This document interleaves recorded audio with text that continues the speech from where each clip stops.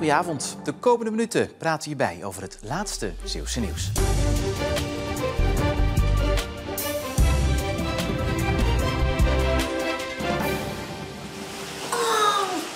Kijk nou hoe schattig. Die grote ogen en dat snoetje.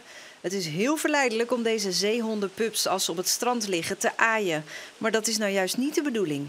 Als moeder ziet natuurlijk dat er allemaal mensen op het strand zijn. Dat er allemaal mensen de pup aan het aaien zijn. Dat er mensen de pup aan het vastnemen zijn. Dan gaat de moeder haar instinct volgen en dan is zij weg. En ze komt dan niet meer terug. Met als gevolg dat er in een week tijd 12 zeehondenpups bij zeehondenopvang Asiel zijn binnengebracht. Waarvan 3/4 uit Zeeland. En dat is veel. Deze pups liggen vaak eenzaam op het strand. Mensen willen goed bedoeld helpen. Toch kun je ze het beste met rust laten. Neem afstand, maak inderdaad foto's, geniet ervan. Maar kom niet te dichtbij, de pup zeker niet aanraken. Maar ons onmiddellijk bellen of dus onmiddellijk bellen naar 144. Dan komt er een zeehondenwachter en die is onmiddellijk in overleg met ons. Want meestal is er niets aan de hand. En de pups zijn altijd beter af in de natuur dan in de opvang.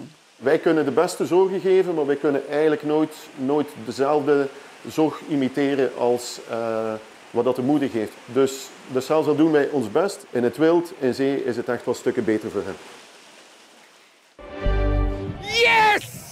Na regen komt zonneschijn en dat geldt ook voor het City of Dance Festival in Middelburg. De eerste festivaldag ging gisteren niet door. Vandaag gaat het feest wel door, maar nog zonder naaldhakken.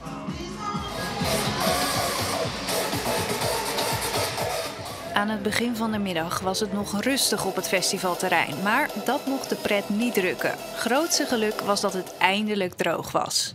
Want gisteren was het zo slecht weer, ik was aan het werk. Ik denk zo, ik hoop wel dat het doorgaat. Maar ze hebben het gelukkig goed geregeld met planken en zo, dat je een beetje normaal kan lopen.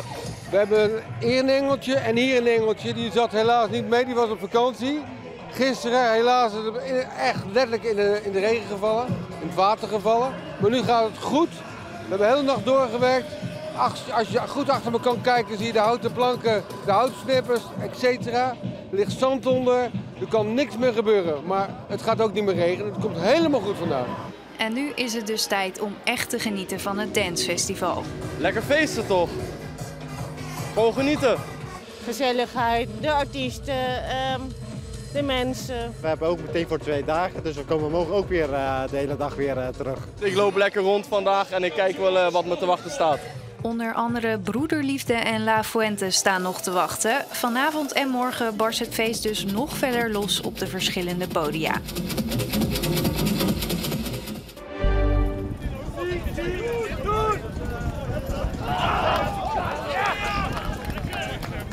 Voetballen op het strand, dat doen ze dit weekend in Renesse bij het Kantje Lavantje Beach Soccer toernooi.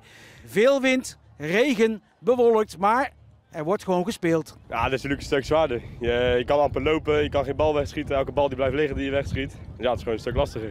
Ik kom zelf uit Stavenisse en we zijn met de bus geregeld. En die komen uit Stavenisse en uit Stalland met ongeveer 35 man. Jullie maken er echt een uitstapje van, hè? Met z'n allen in een bus en niet zomaar een bus. Nee, niet zomaar bus. We zijn eigenlijk een partybus. Zijn we hier naartoe gekomen om echt een leuke zaterdag te hebben.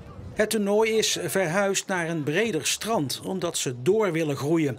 Dit jaar zijn er voor het eerst eredivisieteams bij. Wij hebben Eredivisie erbij gehaald om gewoon wat meer body te geven aan het toernooi. Meer mensen toe te trekken, want bij Eredivisie spelen ook mensen vanuit Scheveningen, van het noorden van het land. Dus dan kunnen ze ook gewoon kennis maken met het mooie Schouwen-Duiveland.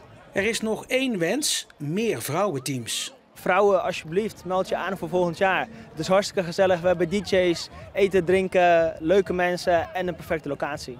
De opbrengst van het toernooi is voor het goede doel, de scouting op Schouwen-Duiveland. Het speelt een steeds grotere rol in de gymzalen. Een mat die nadat hij is uitgerold en opgeblazen een lange verende baan wordt. Het heet Airtrack. En turnster Sarah Hengst uit Westkapelle is er zo goed in dat ze Nederlands kampioen is geworden. Adrenaline die je voelt als je alles doet en toch ook hoog in de lucht bent. En ook als je nieuwe dingen leert, het gevoel toch leuk dat je weer iets nieuws kan. Op de airtrack worden verschillende turnoefeningen uitgevoerd. Sarah bewees zich met 2 series aan oefeningen.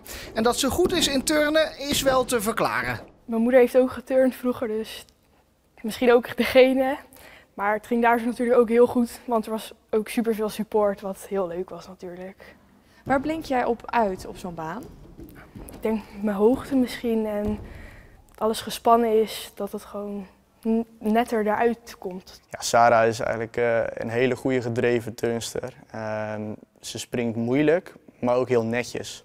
Dus ze kan daar een mooie combinatie in maken dat ze eigenlijk altijd heel netjes die serie afmaakt. Dus je maakt een serie aantal sprongen en dan die landt ze dan ook heel vaak netjes. Dus dat is heel knap. En volgend jaar hoopt Sarah opnieuw Nederlands kampioen te worden. Ja, na een kletsnatte ochtend met lokaal weer veel regen werd het in de loop van de dag langzaamaan steeds beter en ook droger buiten. De zon brak wat vaker door, het werd vriendelijker en de temperatuur liep op naar ongeveer 18 graden. Nou, vanavond en vannacht hebben we te maken met opklaringen. Op de meeste plaatsen blijft het droog. De temperatuur die daalt naar 13 tot 15 graden. Nou, morgen ziet het weer een stuk beter uit. Er zijn zonnige perioden. Op de meeste plaatsen blijft het ook droog, al is een lokaal buitje niet uitgesloten. De temperatuur die loopt met 19 tot 21 graden wat hoger op dan de afgelopen dagen en daarmee een normale temperatuur voor de tijd van het jaar. De wind die waait stevig door uit het westen. Die kan een windkracht 5 zijn. Dat is een vrij krachtige wind. Ja, na het weekend wordt het langzaamaan steeds beter. Op maandag wordt het eventjes warmer met een temperatuur van 24 graden. In de loop van de dag stijgt dan wel de kans op een regen- of onweersbui. Op dinsdag hebben we nog te maken met een enkele bui.